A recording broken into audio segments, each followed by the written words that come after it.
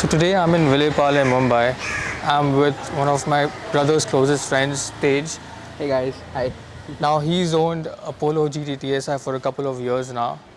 So we are going to go for a drive, get a feel for it, and have a conversation around it. So let's do that.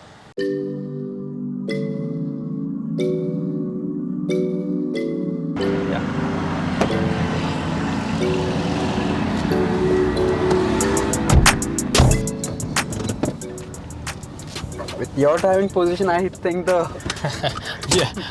passenger should never have any discomfort as such.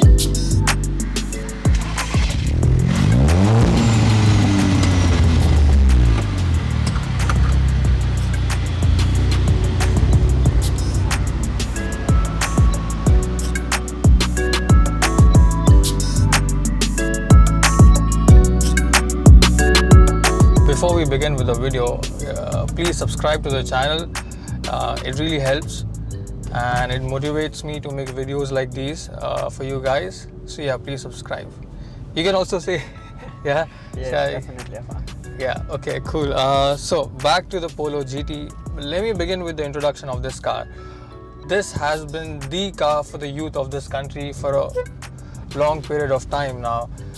For youngsters like us, we've always wanted to own this car.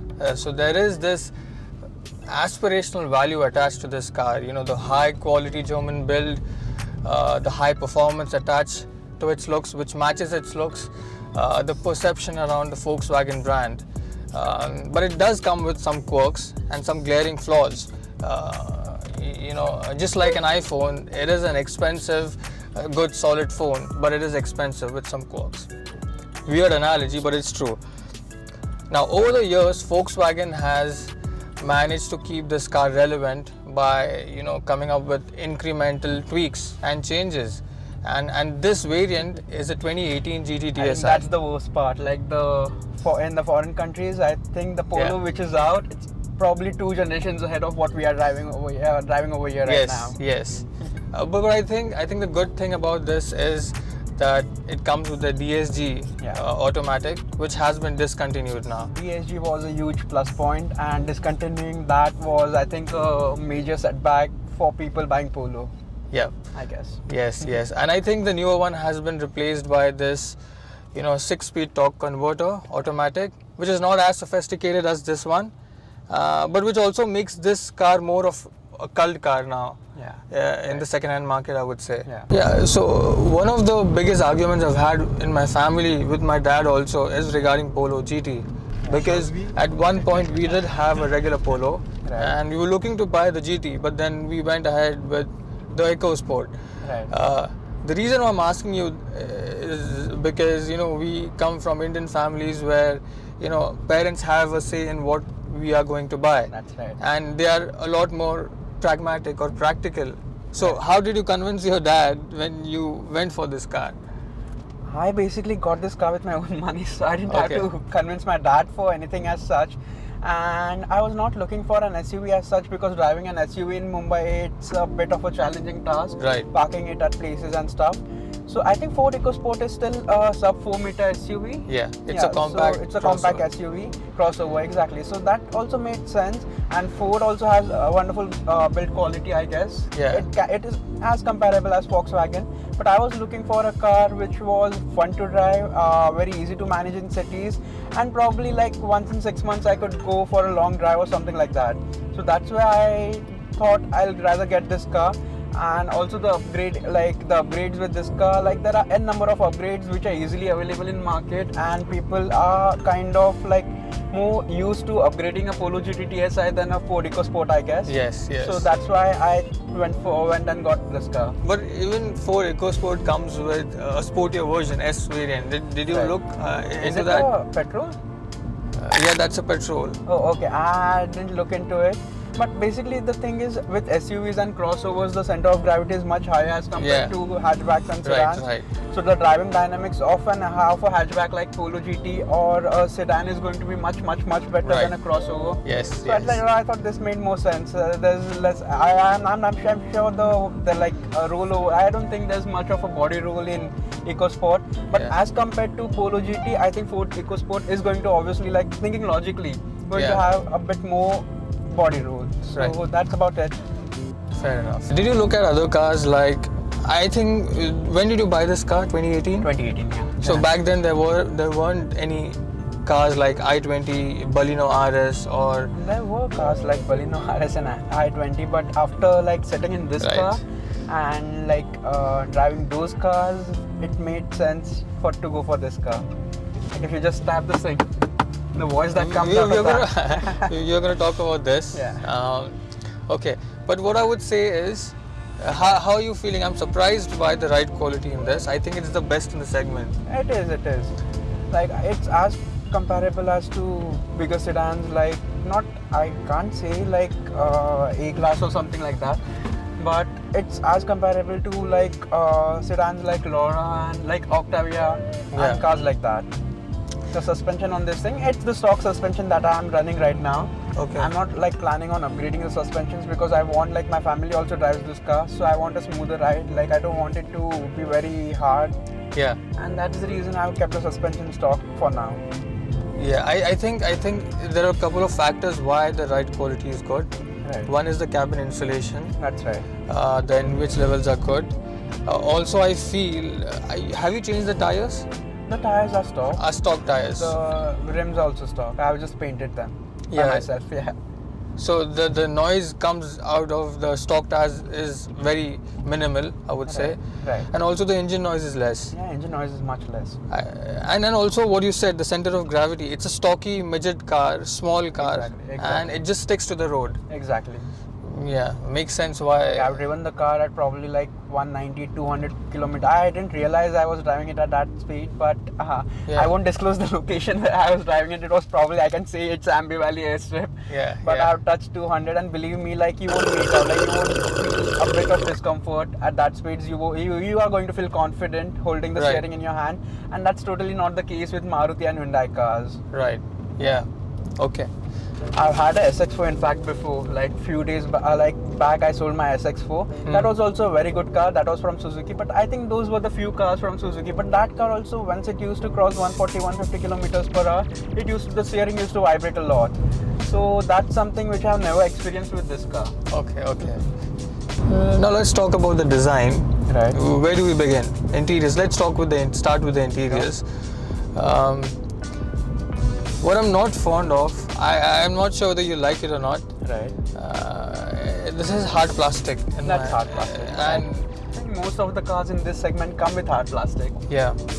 But I think when I read reviews of Polo and people rave about the interiors, Right. I think it's nice in bits and pieces. Like the steering is really nice. Right.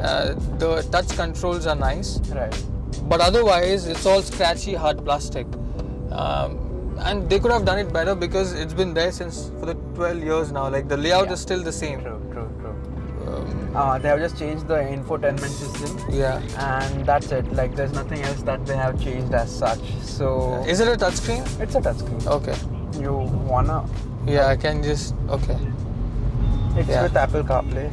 Which is nice. Yeah, exactly. Yeah. So hope we can hear that. The quality is The nice. setup, like if you see, there are features which like not many cars have. So, like if you want, you can just This is there in EcoSport also. EcoSport. Yeah. Very few cars have. it. Yeah. This is a nice feature to have. Yeah, balance fader, but it's there, but it's the manual. You can't like control it the way it's in this car. Yeah. Normally I don't like, listening to a lot of music when I'm traveling from Mahad to Bombay. Okay. But Bhaijan likes it. So I just keep it to his Right. Yeah. Yeah, and His side. and I don't like his You can choices relax, of yeah. that's always the case. yeah.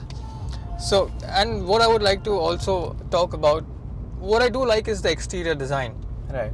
Now a lot of people associate the fluidic design of Hyundai's with European cars, and they say, and we might have been led to believe that all European cars are fluidic and curvy. Right. This is a good example of the other side of the coin. It is as European as it can get, Right. and it is as far away it can be from the flowy design language as it can be.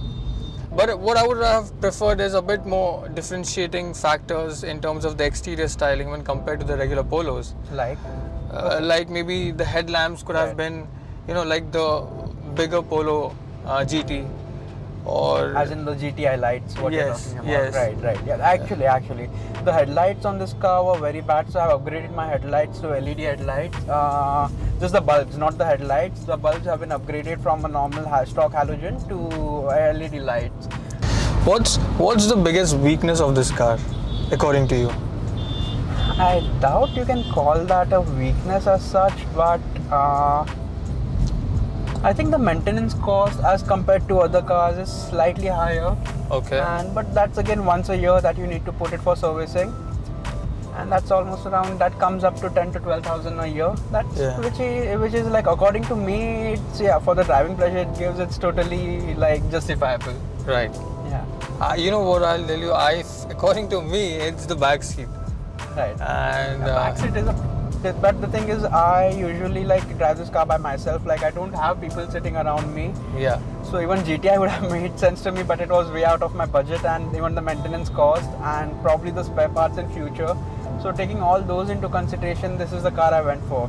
If you have someone who's sitting behind you for like long drives or something, this car is not going to be very comfortable. Yes. I think I will go to the extent of saying that it's robbery because, again, 12 years they haven't changed the chassis.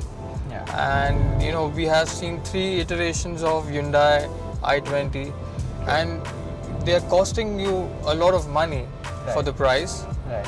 And yeah, so they're taking, in a way, I feel like they're taking Indians for a toss. True. And it's like, some people, like even the new, like, it's just like, I'm just giving a lame example, like it's like BMWs, they have not done much with the newer 5 Series upgrade. Yeah. And people say that it's like, you can't make something more better than what it is. Like, Yeah. But Volkswagen has gone way too overboard with that terminology probably. So it's high time they get the new Polos in Indian market, but I don't think that's on their cards anytime soon.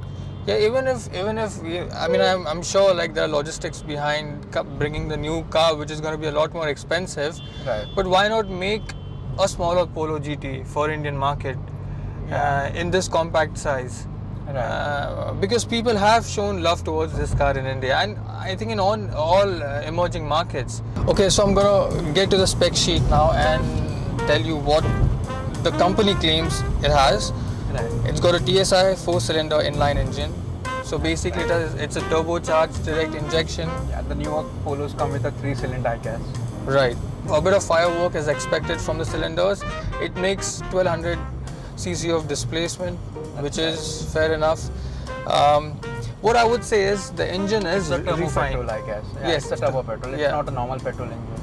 Yes, it's silent, and even at 90 kilometers per hour, it's silent as a church, I would say. Exactly. RPM, like if you're driving it on 7th gear at probably 80 kilometers per hour, it never crosses 1,500 RPM. Yeah. So the tachometer also says 1 point, and right now we are driving at probably 70 kilometers per hour, and the tachometer, it's on 6th gear. The tachometer is hardly 1,100 RPM. Now it claims that it has 17.21 kmpl. I think that's a lie.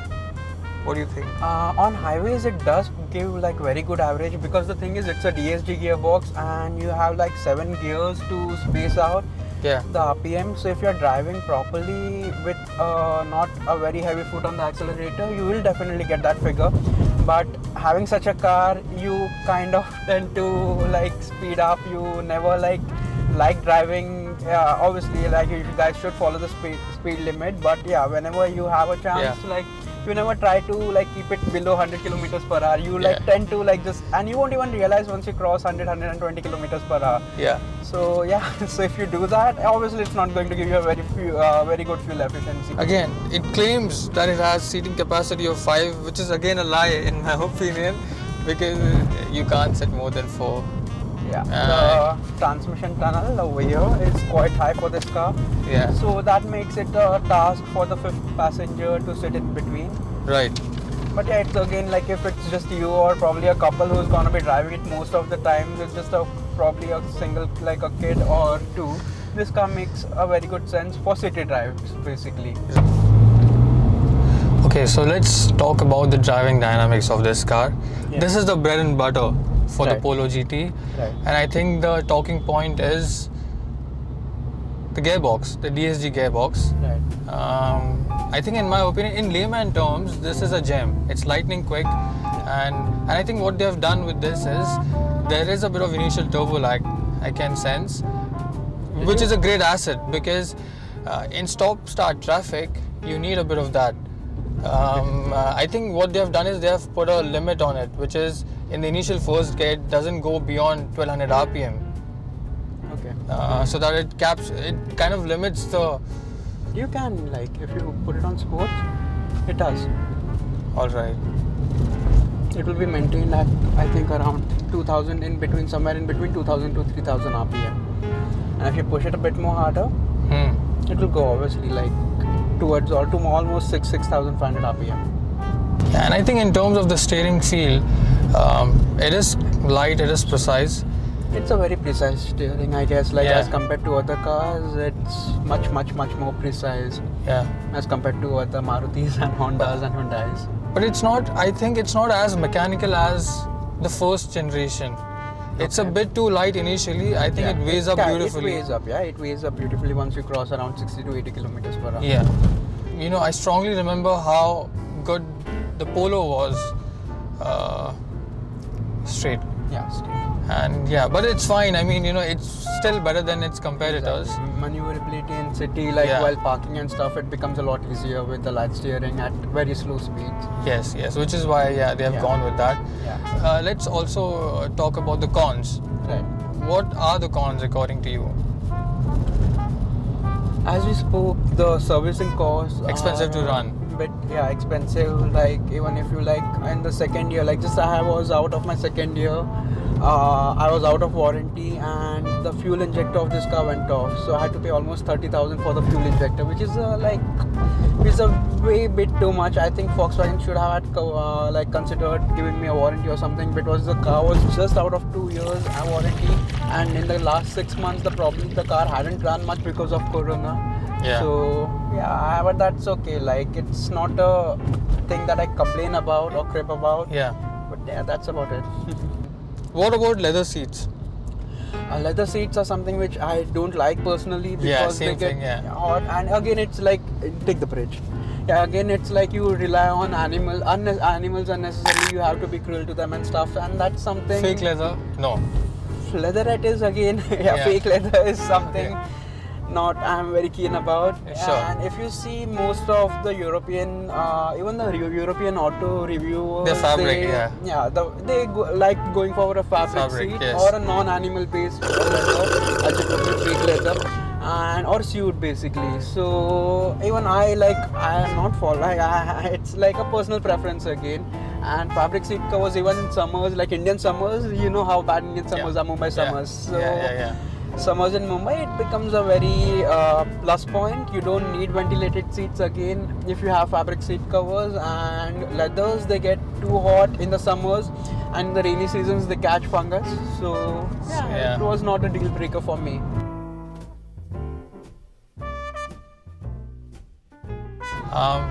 So let's come to the conclusion. Yeah. Now, I would give my take first. I Right. think I would say that if you're looking for a fun to drive car, a car with good performance, good engine, good transmission, then this could be the car for you. Exactly. If you are a couple, let's say, then this could be the car for you. If you're a couple That's right. with one kid, One kid. then this could be the car for you. Yeah, or probably 2 kids also fine. Kids can easily take the rear seats. It's not going to be a big deal for young kids to probably teenagers too. Yeah. To occupy the rear seats. And if you have a bigger car and if you're looking for a B car or a side car, then this could be the car for you. However, if you are a family of 4 or more, then this is definitely not the car for you, I think. Yeah. Because there are other options Exactly. now. And yeah.